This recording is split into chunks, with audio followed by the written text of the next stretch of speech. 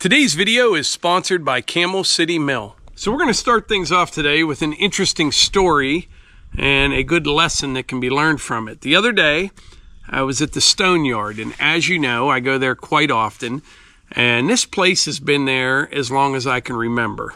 So I go in and to pay for my stone, and I asked, how long have you been in business? Now, the father started the business, and the son, he runs it now. And he told me they opened the business, I think, in the early 70s. Now, I have to give you some idea where this stone yard is located, and this will all make sense. We are located about 30-40 minutes north of Pittsburgh, Pennsylvania, and this stone yard is pretty much situated right in the middle of everything. This area has seen very steady and consistent growth ever since I can remember. Housing plan after housing plan, businesses all over the place. It's a very popular area, and I think there's several reasons for that. Number one, we have a major north-south interstate that intersects with a major east-west. And wherever you see that, there's a good chance you're going to see some growth there. The other reason, like I said, we're only 30-40 minutes north of Pittsburgh. And I think the biggest reason, though, is our property taxes, they're expensive, don't get me wrong, but they are less than the county that the city of Pittsburgh sits in. So in other words, over the years, it didn't take people long to figure out they could get to the city in 30 minutes and live in a nicer neighborhood and have lower property taxes, which I think is the main driver for all the growth here over the years. So back to the stone yard. It is situated pretty much right in the middle of all this stuff. They opened in the early 70s. And he said his dad bought the property for, I think he said $10,000 for a little over 5 acres of property. Now, that's a whole nother story, but today, it's probably $1 million piece of property. So he bought the property, scraped up enough money to buy it. $10,000 in the 70s was a lot of money. And he hired a contractor, and they started building the road down into it and probably grading things up and whatever you needed to do to get ready for a stone yard. Well, they were at it for a while, and a township official stopped by and asked what they were doing. He said, I'm going to open a stone yard up here. He said, okay. And he said, did I need to tell you guys about this? And the guy from the township said, no. He goes, we were just curious, what you were doing. Okay, so they went on to open the business, and they've been in business over 50 years, servicing this community around here.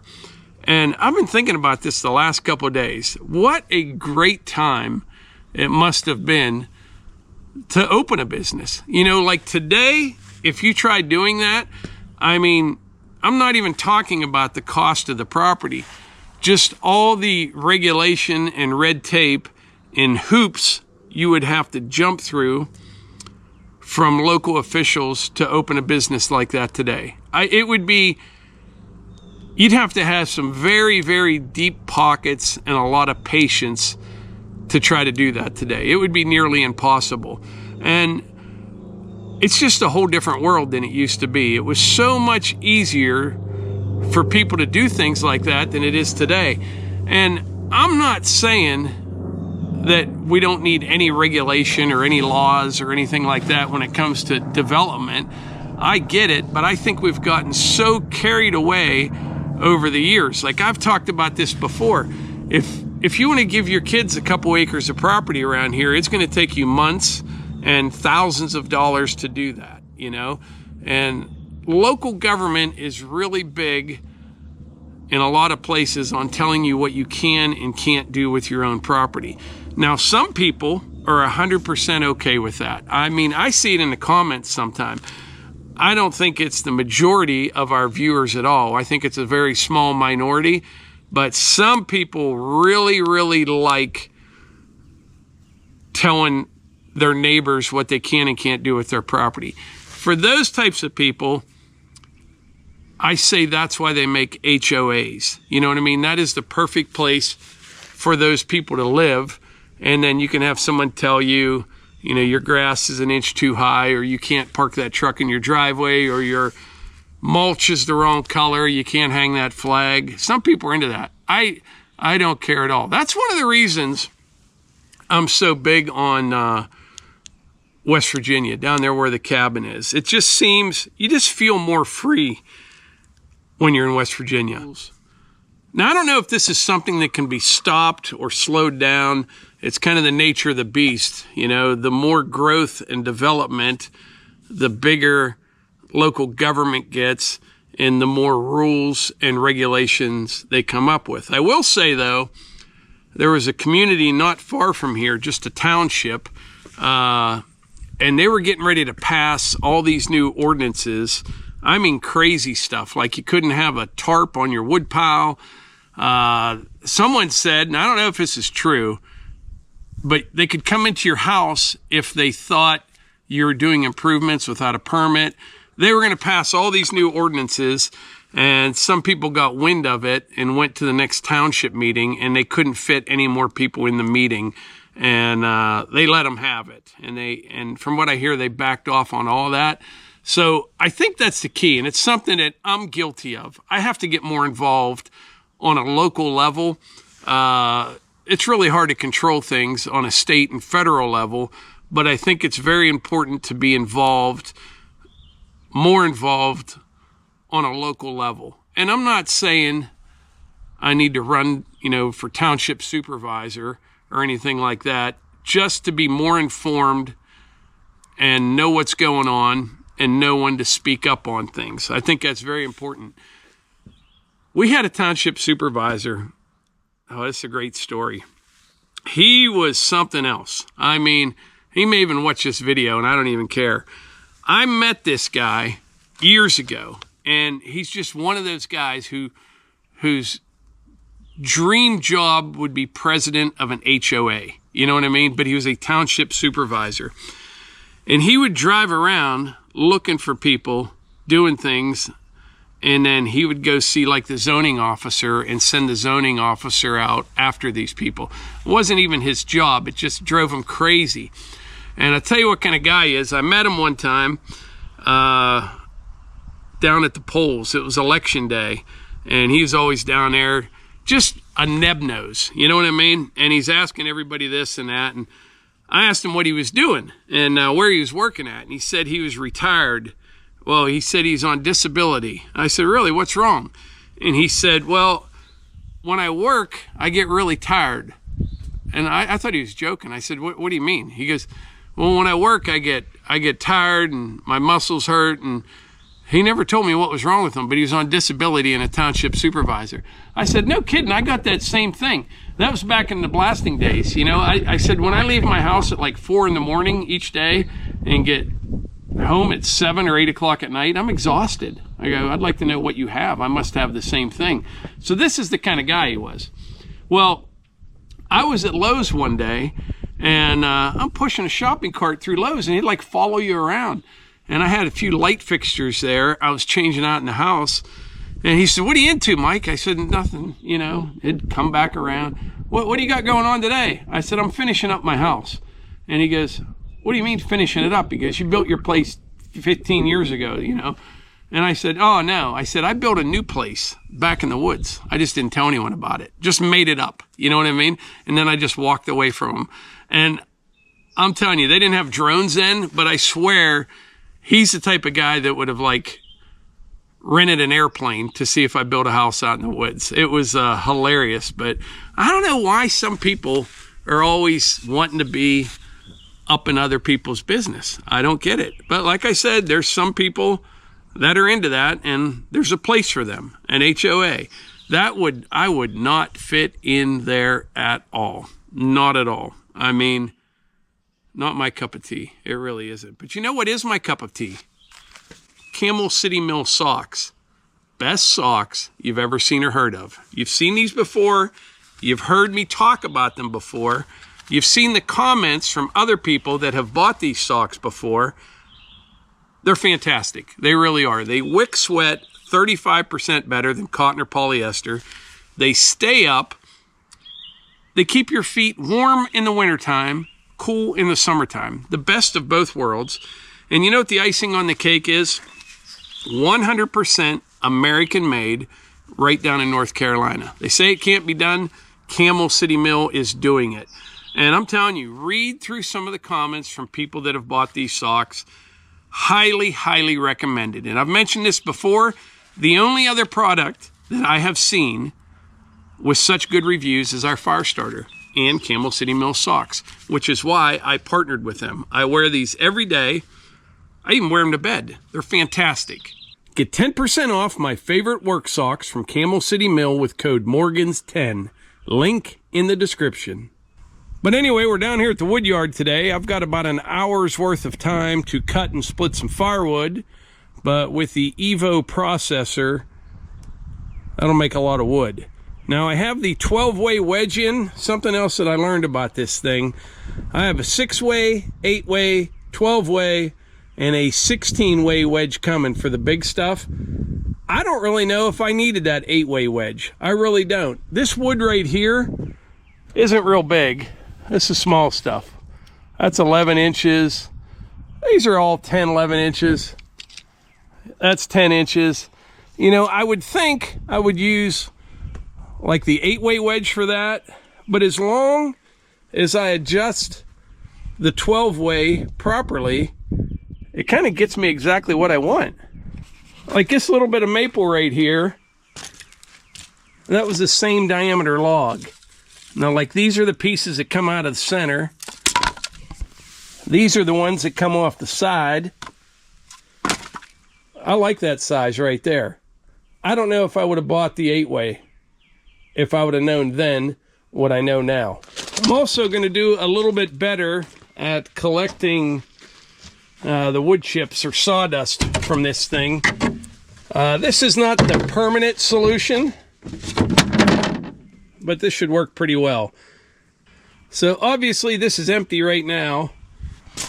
We'll see how much is in there after we run through this right here. These are long. Some of these are kind of the max. Probably a little over 20 feet long, but I've got the butt end at that end where the weight is. Let's fire it up. Oh, something else I wanted to mention. I can't believe I forgot to say something about this the other day.